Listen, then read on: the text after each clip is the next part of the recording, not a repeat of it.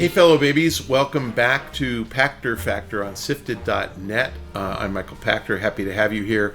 Hope that you are watching this when it's a brand new release as a Patreon patron. If you are, thank you.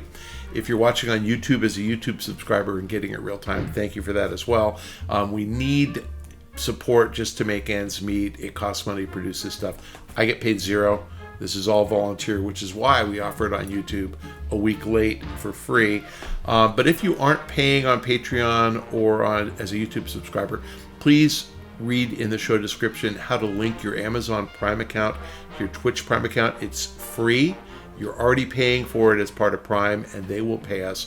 Please remember to re-up that each time you watch the show because we get paid monthly. So please try to go to the show description and link your accounts. We'll get paid. Today's question from YouTube from Ikaruga6309. What would have happened to Xbox if Sony didn't blow it with the PlayStation 3? Would it have released a third console if the Xbox 360 also flopped? Sony blew it by making the PS3 too expensive, by making it a year late. We can certainly argue that Microsoft Xbox 360 with the red ring of death, they didn't exactly sail through unscathed. I mean, that was a problem. They didn't get a free ride. Microsoft would have kept going. The Microsoft has been one of those companies that had a 100-year vision back in 2001, and it started as being the entertainment hub in the living room, and it's morphed from being the entertainment hub to being the cloud gaming provider, and that's going to work. So I'm not sure when Microsoft made the pivot from entertainment hub hardware, where I was going to get my movies and music in the living room, to we're going to do everything over the cloud. But over the course of the Xbox's life, they invested in Azure and they figured out the cloud. And you tell me which came first, Azure or Xbox Live. And my guess is they all kind of grew together. So sort of like Amazon Web Services, why did they build it? Was it to power Amazon retail? Like, not really. They built it because they had a vision of where things were going. So I think what would have happened is exactly what did happen, even if PS3 had eaten Xbox's lunch. That's sort of like saying what would have happened in Nintendo if the GameCube, had been better. They didn't care. They got up off their butts after getting their butts kicked, and they came out with the Wii. And oh, by the way, but that's Nintendo's only business. Well, Microsoft is different. It didn't need to do Xbox. No, but they had a CEO that was committed. I mean, they had Gates, and he was committed. It is an interesting question. We have this history in the U.S. of supporting CEOs who are narcissistic and wrong, or who are narcissistic and convinced they're right. Let me say it that way. And sometimes the conventional wisdom is wrong and the CEO is right.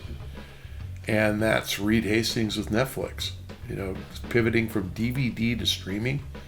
What hubris. How dare you say, I mail people DVDs at their home, I'm going to beat Disney, and I'm going to stream video to people's houses, and then win. And they did. It's awe-inspiring how bold that was. But you get these CEOs who just go, I can do it. How dare Steve Jobs get rid of buttons on the phone and say, who cares if everybody carries a BlackBerry with a full-blown keyboard? I'm going to do this, and this is going to win, and then crush it. So Bill Gates is that guy with games. And in fairness to Microsoft, they had the right guys sequentially run the business. You had Robbie Bach, who was probably the right guy at the time for losing.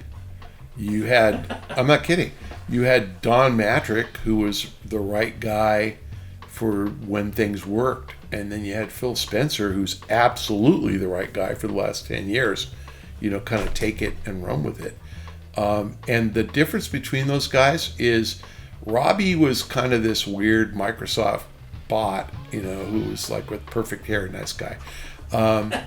Don was this game guy, that came in and managed the business to where they really focused on gamers. But Phil was this guy who just like massively expanded the portfolio. So, all the people who whine about how Sony first party is so much better than Microsoft, they're right. And Phil's always understood that, and Phil has been on a mission to make Microsoft first party as good as Sony's. And it's not there yet, but it will be after they close the Activision deal. And it will be if Bethesda ever gets more productive.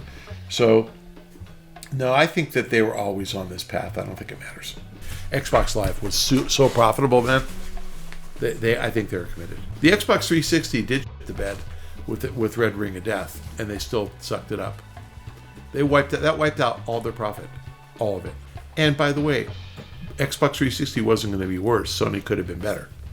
But the hubris is what killed PlayStation. Yes. It was cocky and it thought, Let's do the last two. That's Kutaragi.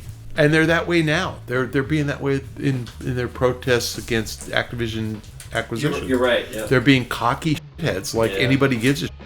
And I talked to an investor today, and he's like, "But what about if the UK decides to protect Sony?" And I go, "Why with it?" And I said to the guy, I go, "The UK government is going to protect the Japanese company." and I said, and by the way, Sony doesn't get a vote in this. It's the UK government is responsible for protecting UK consumers.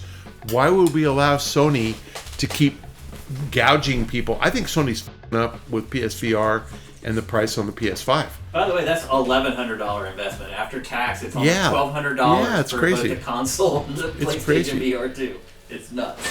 Thanks for joining us on Pachter Factor on SIFTD.net. Appreciate your Patreon patronage, your YouTube subscription, and your linking your Amazon Prime account to your Twitch Prime account. We'll see you next time.